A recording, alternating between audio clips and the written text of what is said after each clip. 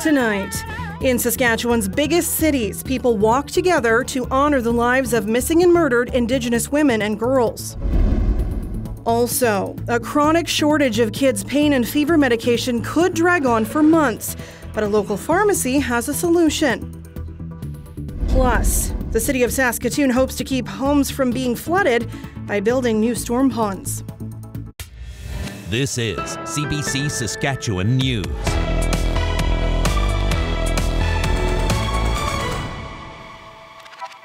It is Tuesday, October 4th, and the CBC Saskatchewan News starts right now. Good evening, and thank you for joining us. People in our province were walking together today as part of the annual Sisters in Spirit Vigil. The event helps bring awareness to missing and murdered Indigenous women and girls. In Saskatoon, the vigil started with a flag raising at City Hall. It represents the Sisters in Spirit, women, girls, and gender-diverse people who've gone missing but are not forgotten. Performers were also out to drum, dance, and lift their voices at the gathering. After that, a smudge walk will take place before a feast at the Saskatoon Police Station. Prince Albert Police are also hoping today's marches and a new surveillance video will bring new clues in a missing persons case. I wasn't sure if it was real either. I thought she was maybe just hiding, but now it's been 5 years. It's just every day I'm wishing that she could be there with me and our families. There is no funeral or any closure, any way to, say our last words to her, or no grave to go to. This was the last time Happy Charles was seen in Prince Albert. She was walking late at night near the Prince Albert Collegiate Institute. Police and her family and friends have been searching for her ever since. PA police say the investigation is active and they are interviewing possible witnesses. They're hoping releasing this surveillance video on the Day of Remembrance for missing and murdered Indigenous women and girls will inspire someone to come forward. Other vigils were held right across the country today. For some families, those memories are still painfully fresh as they search for loved ones who've recently vanished. For others, the search has gone on too long and the unanswered questions linger like old wounds. Cameron McIntosh has more. In the face of ever-dwindling odds, Donna Bartlett is holding on to hope. This was in December of 21, eh? Last picture I got of her. She says her granddaughter, Mercedes Marin, was struggling with drugs and living on the street. She hasn't been seen since March. We're putting up posters now all over.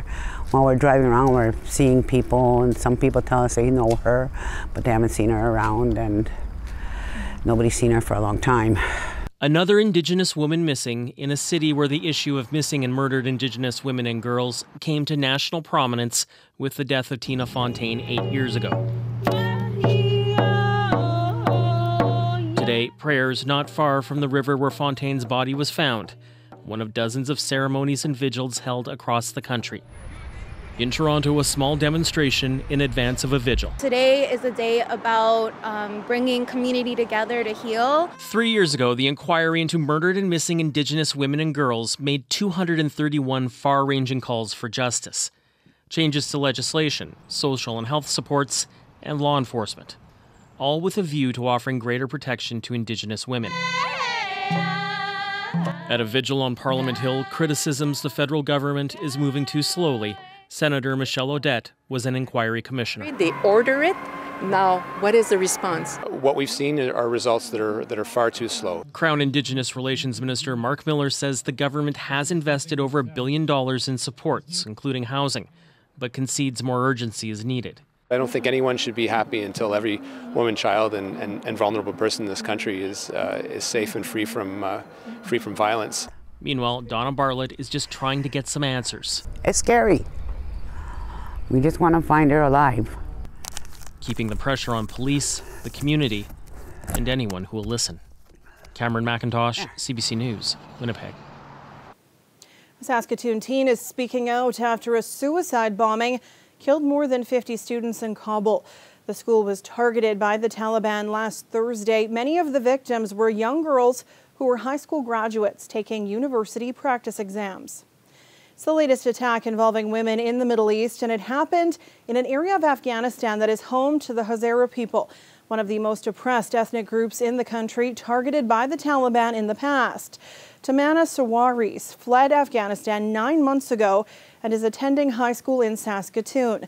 She says she wants to speak out for the dozens of teen girls who died as a result of the bombing. Important thing and similarity that we have is that we are all human, and then they were girls, they were maybe the same age as me, and 16, 17, 18, and I don't think this is the age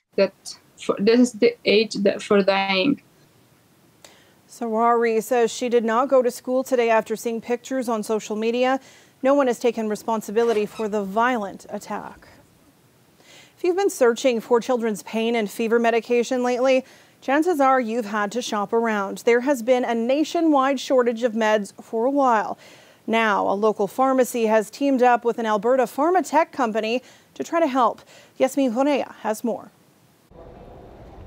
This is normally where we would have a full selection of children's pain medication. However, it's been on short in Canada for several months now. Many pharmacy shelves sit empty as stores across the country struggle to keep kids' medication in stock.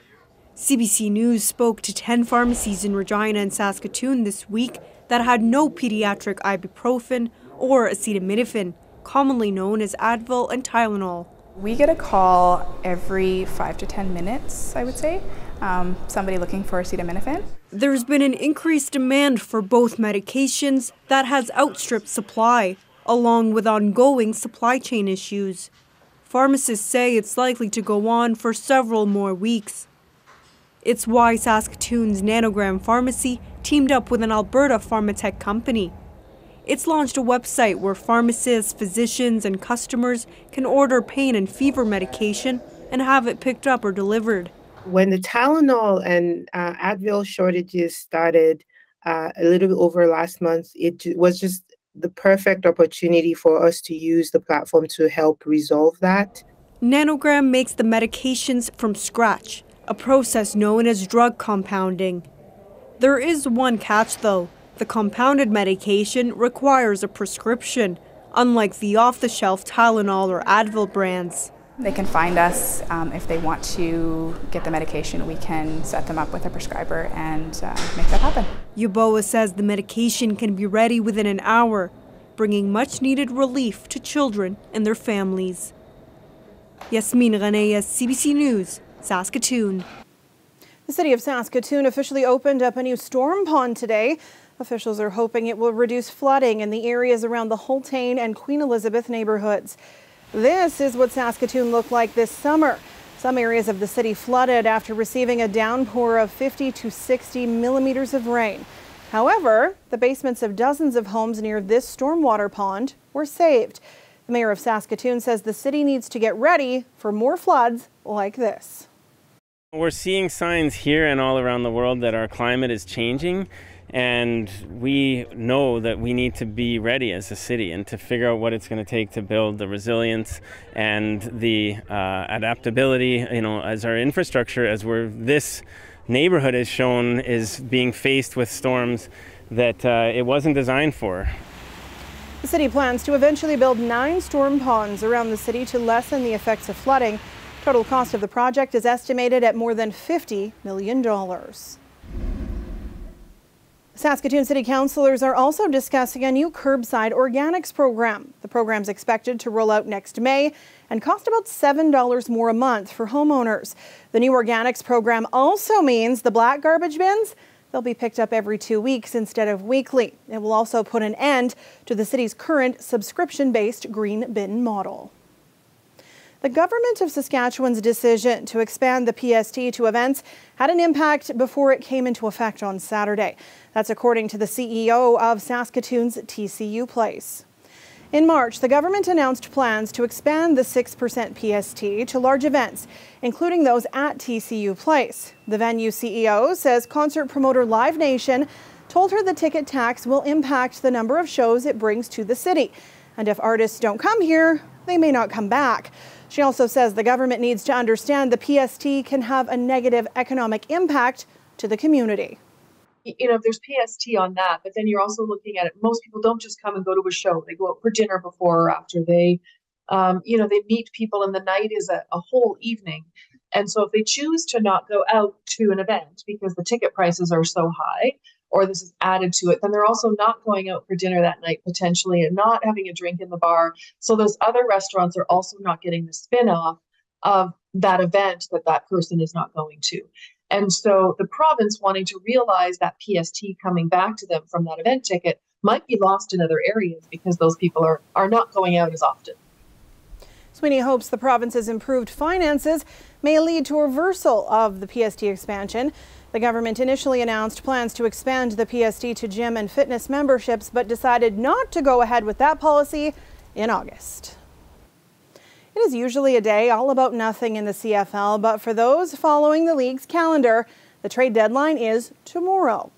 The Rough Riders could certainly use the help as they hope to secure a crossover spot, meaning they would have to go east to get back to their own Grey Cup game in Regina. The CFL's trade deadline is nothing like what happens in other leagues, including the NHL, where many deals are struck on the final day. In fact, most CFL players are not even aware of it, but veterans, they have some advice. Don't get traded. You have an opportunity. You build these relationships in your locker room.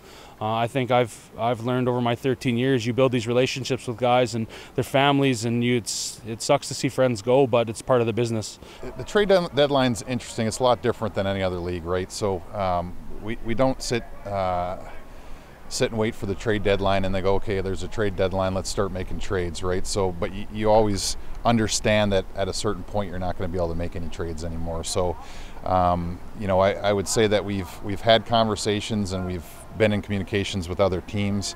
I don't think that there's going to be any trades that are happening for us before the deadline here, barring something that changes the last minute. But O'Day feels they have the pieces in place to do the job, but if they don't find 2 points in Hamilton this Friday, that job gets a lot tougher.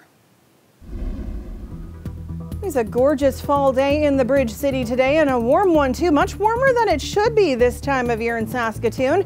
For the people who are ready for something more seasonal, that's on the way, but we're also not done with the heat yet. Ethan will have more in his forecast after the break. Stay with us.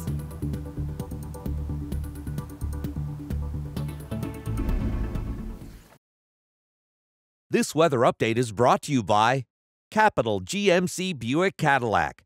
22 model clear out is on now.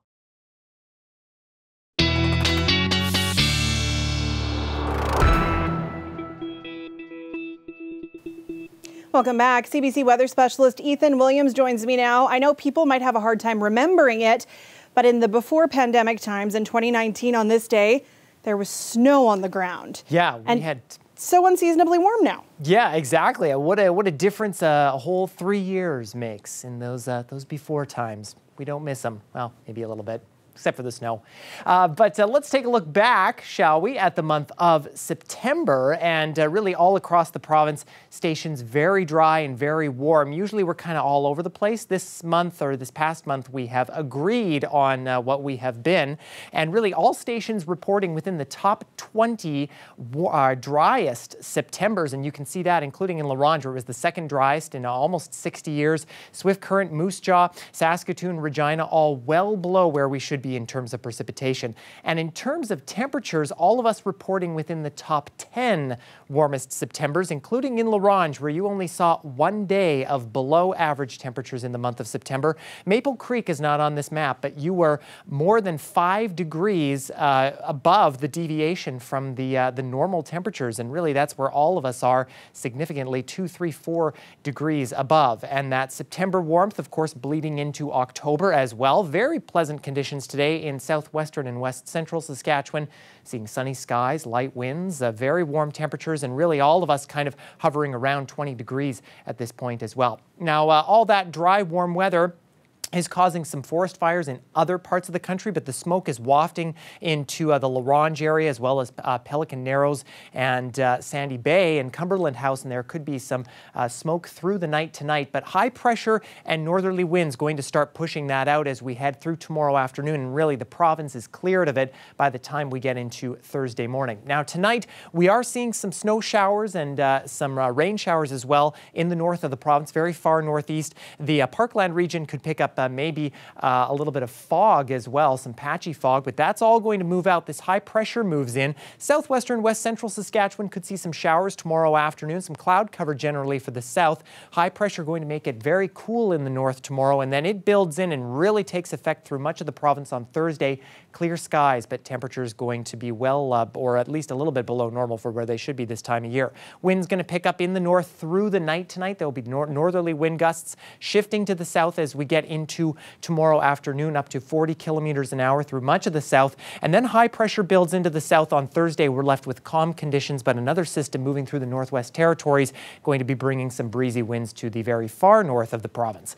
Regina, we will see about average conditions tomorrow with those gusty north winds, but then really chilly as high pressure takes effect. Very sunny though, those overnight lows becoming quite cool, but a quick rebound. We're back to at or at least a little bit above seasonal as we head into the weekend. Some showers possible on Sunday, but really not looking all that bad. Saskatoon, a high of 13 tomorrow. That's just below average for this time of year. Again, some gusty conditions. Cool on Thursday, very similar to Regina. We will see some showers possibly to start the weekend, and then rounding things out, things not looking all too bad. If you have some Thanksgiving activities, Sam, looks like maybe take dinner outside this year. I was going to say, I will take rain over Thanksgiving weekend over snow. Yeah, we've had that a few times. Every year. I still remember the weather bomb of 2008. Seared in there. The worst. Thanks, Ethan. You bet. Well, it is that time of year again. Flu shots will be available starting on Tuesday next week. You can find them at public health clinics, pharmacies, and some physician and nurse practitioner offices. And this year, people 65 and older are eligible to receive the Flu Zone high-dose influenza vaccine. Previously, it was only provided to residents in long-term care and personal care homes. And you can book in advance online at www.forflu.ca. We'll be back after the break. There are many people who bring success, innovation, accomplishment, and charity to our community. It's time to celebrate them. CBC Future 40 will honor 10 Saskatchewanians under 40 making a difference. Help us discover the inspiring people in our province by nominating a shining star in your community today. CBC Future 40. For details, visit cbc.ca/future40sk.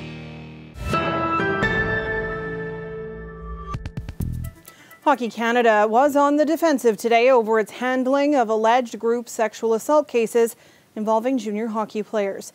The new interim chair of the organization's board of directors testified at a parliamentary committee reviewing the issue. She gave the top leadership a top rating, but MPs say it's a failure and are calling for more changes at the top. Ashley Burke has the details. The new interim chair of Hockey Canada today with a new defense. Suggesting that toxic behavior is somehow a specific hockey problem or to scapegoat hockey as a centerpiece for toxic culture is, in my opinion, counterproductive. The comment comes after CBC's The Fifth Estate identified 15 cases of alleged group sexual assaults that police investigated involving hockey players since 1989.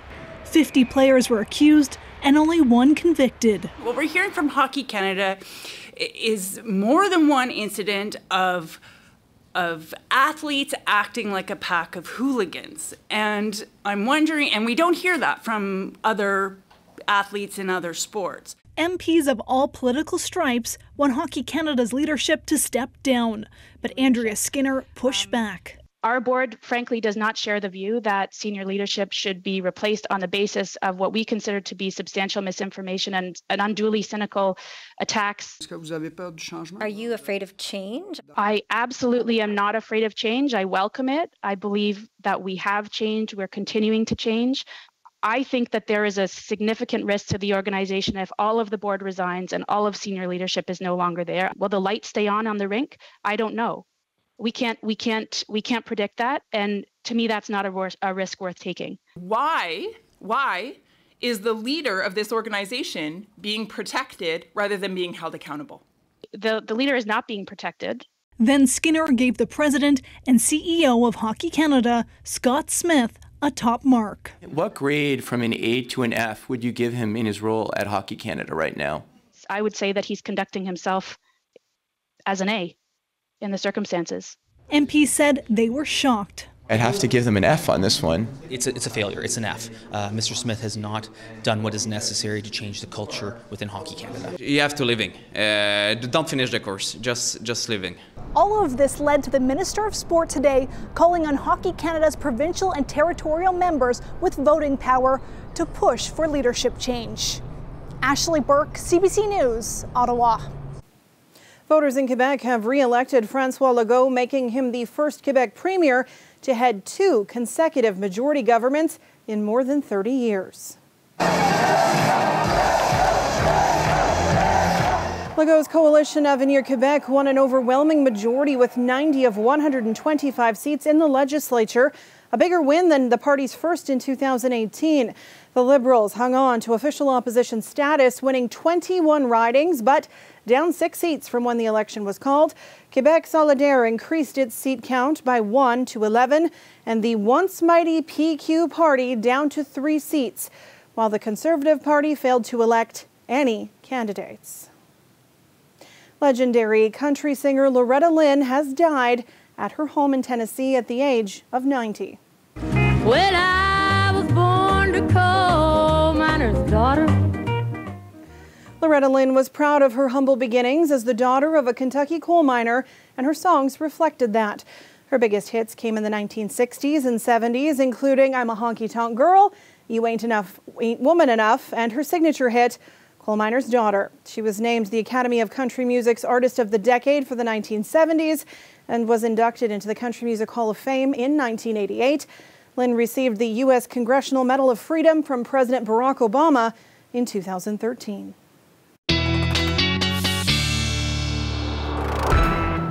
And Ethan is back with one last look at tonight's weather. And with clear skies and a geomagnetic storm happening on the sun, that means the KP index is going up. Aurora likely visible between about 8 p.m. and 3 a.m. tomorrow morning. Now in Regina, when we get to 8 a.m., we'll see sun and cloud, some cloud building in, winds up to around 30 kilometers an hour. Sun and cloud sticking around as we head to the noon hour. We're almost at our high there of 15. North winds around 35. Saskatoon, we're looking for 7 degrees tomorrow at 8 a.m. Again, north winds around 30 kilometers an hour. Sun and cloud again sticking around. Northeast winds getting up close to around 35 kilometers an hour or so. Now I want to show you a photo from Victor, who sends us a lot of great shots from this location. But I think this one is one of my favorites. He's taken the beautiful sun setting, the nice colors, and look, Sam, way in the distance, a balloon in the air. It's a beautiful night to be doing that. Absolutely. Thanks, Ethan. You bet. And before we leave you tonight, a new record has been set. You are looking at the biggest pumpkin in Canadian history, weighing in at a whopping 1,150 kilograms. Or 2,537 pounds. It was grown by Don Cruz in Lloydminster. He is not a farmer by trade, he's a bricklayer, and he has won this contest before. The historic weigh-in happened at the Smoky Lake Great White North Pumpkin Weigh-Off and Fair, and it was back in action after a 2-year hiatus. And that is it for us tonight. For news anytime, you can always head to cbc.ca/sask or subscribe to our YouTube channel. Glenn Reed will be back with more tonight at 11. Thank you for watching and have a great night.